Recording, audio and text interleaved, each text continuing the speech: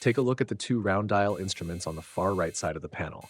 Those are VOR indicators. They are navigation instruments that show the aircraft's position in relation to a VOR station. Each VOR indicator has three primary components. The omni-bearing selector is the rotating compass card. Pilots use it to select a desired course. The knob labeled OBS, located near the 7 o'clock position, rotates that card. As I turn the knob, notice the compass card rotates. The course deviation indicator, or CDI, is the vertical needle that moves left and right. When we rotate the OBS, the CDI swings across the face of the instrument. That movement occurs because we are tuned to a VOR, and the CDI is responding to the course we are selecting. The to from indicator is the small triangular indication near the bottom of the instrument. As we continue rotating the OBS, notice the indication flips between to and from. We will discuss its specific function shortly. For now, simply observe how it changes as the selected course changes. You may also notice there is no off flag displayed on this instrument. Some VOR indicators include an off flag that appears when the signal is unreliable or unavailable. This particular simulator does not display one. While the off flag serves an important purpose in real-world operations, we can demonstrate most tracking procedures without it. Now, let's go fly. Right now we are 2,500 feet MSL, tracking the Modesto VOR. Notice the OBS is set to 360 degrees magnetic due north, and the CDI needle is centered. An OBS setting of 360 degrees with a centered CDI means we are on the 360 radial from the Modesto VOR. That tells us our position relative to the station. It does not by itself mean we are tracking properly. Tracking depends on the heading we fly. Now look at the heading indicator.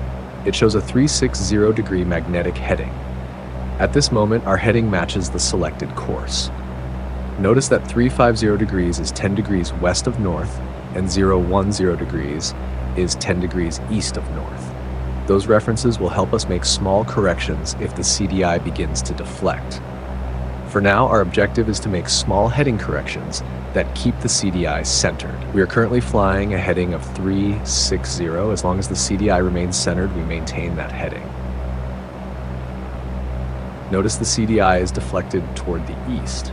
We know that because the needle is displaced toward the E marking on the OBS. That places the selected course to the east of the aircraft, which means the aircraft is west of course. Now observe the series of dots arranged horizontally across the instrument.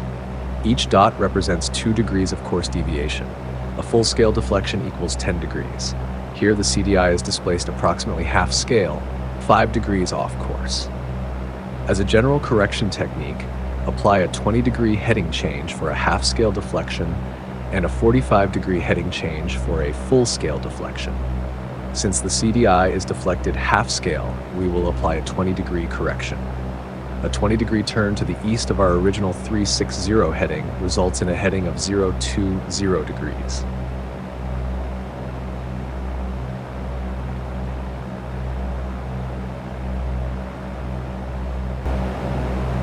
Take a look at the current OBS setting.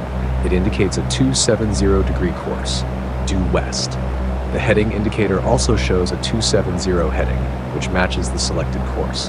However, the CDI is deflected toward the south. That tells us the selected course lies to the south of the aircraft, which means the aircraft is north of course. Notice the CDI is at full-scale deflection. A full-scale deflection represents at least 10 degrees off course or more, but the CDI cannot measure beyond 10 degrees. For a full-scale deflection, we will apply a 45-degree intercept toward the needle, in this case, toward the south. The OBS is set to 270 degrees. A 90-degree turn from west toward the south would result in a heading of 180.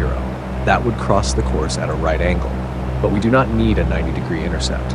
We want a 45-degree intercept. By looking directly at the OBS compass card, we can determine that a 45-degree intercept from a 270 course is 225 degrees.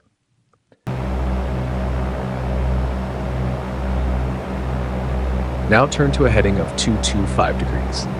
This establishes a 45-degree intercept to the course. Notice the CDI is beginning to move towards center.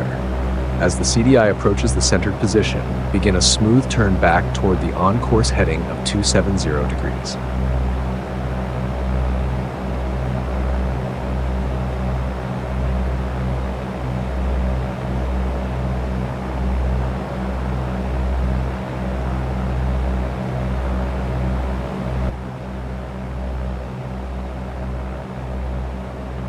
Next, we will cover the use and interpretation of the to from indicator. As a general rule, a to indication means the radial is opposite the selected course. A from indication means the radial is the same as the selected course set on the OBS. This flight begins on the 180 radial from the Modesto VOR. The 180 radial is due south of the station.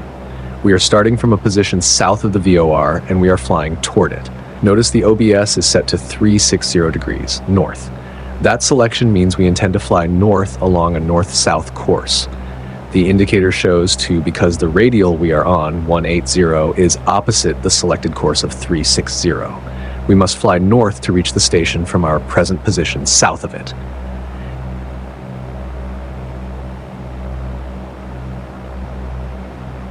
As we approach and pass directly over the VOR, notice the CDI becomes increasingly sensitive and momentarily unreliable. This area is known as the cone of silence.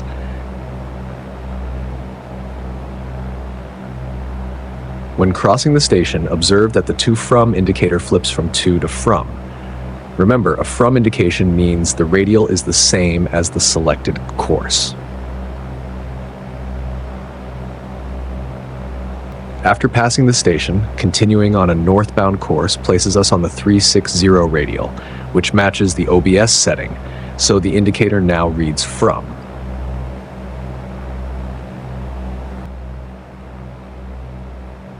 Did you notice the increased course sensitivity as we intercepted the radial and the to from flip that occurred during station passage? When operating close to the VOR, the CDI becomes more sensitive. Small heading changes result in larger needle movement as proximity to the station increases. Let's try one more intercept before concluding this video. The current OBS setting is 340 degrees. The CDI is deflected toward the 250 bearing. That geometry produces an intercept heading of 295 degrees. Notice the CDI is deflected toward the left, yet the quickest way to reach a heading of 295 from our present heading requires a right turn. Once again, this is not reverse sensing. The VOR indicator is accurately showing the relationship between the selected course and the aircraft's position. It is telling us exactly where we need to fly.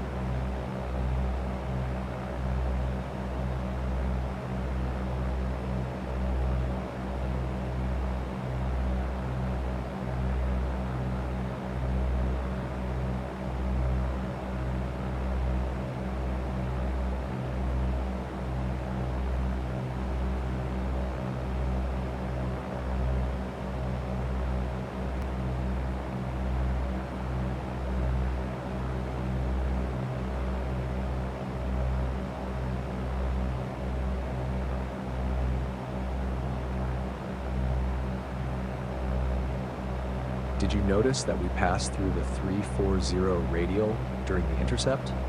That occurred because we did not have sufficient time and distance to complete a standard rate turn without overshooting the course. The close proximity to the station increased course sensitivity, and the CDI responded quickly. However, with small heading adjustments, we were able to re-establish the course and center the CDI. This concludes the video on basic VOR navigation.